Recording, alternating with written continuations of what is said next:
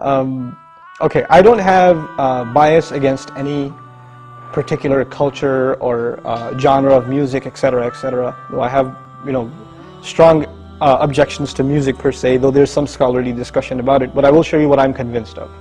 I think nowadays music is probably one of the easiest means to lose your moral sense. Music is audio pornography today. That's what it is.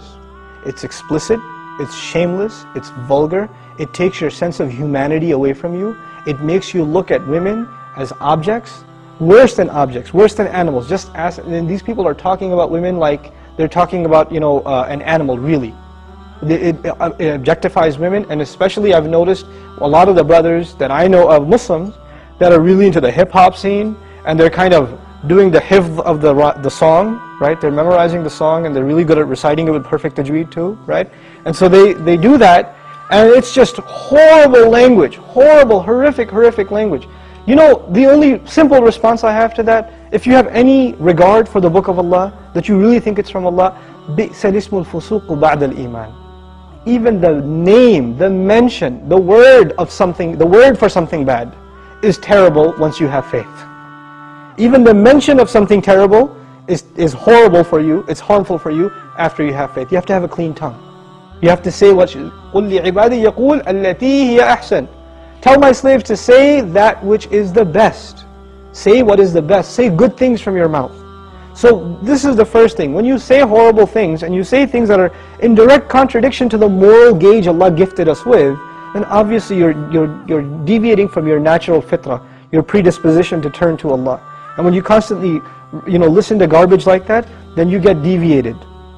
And you don't find pleasure except in disobedience to Allah, and that's a sign of a sick heart.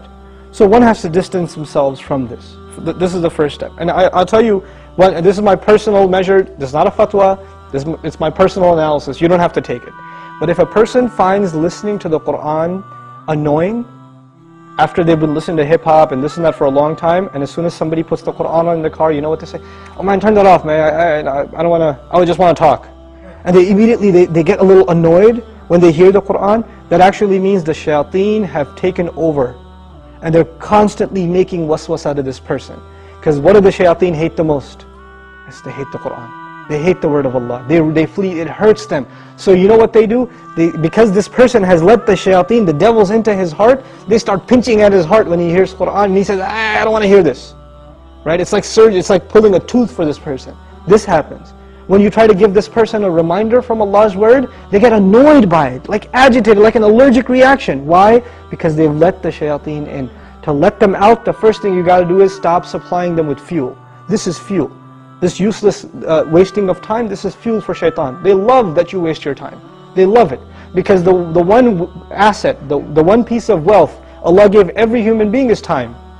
And what is music and TV and YouTube and Facebook and MySpace and like Twitter and whatever else? If you're spending hours and hours and hours on this stuff, what is it except destroying your time? It's taking that one asset away from you. Shaitan would love nothing more. May Allah subhanahu wa ta'ala give you the strength to get away from these temptations. My advice that I keep going over, I can't get enough of giving this advice, find better friends. Find company that is not into these things and try to spend more time with them, and inshallah you'll wean yourself off of these habits. Bi-idhnillah.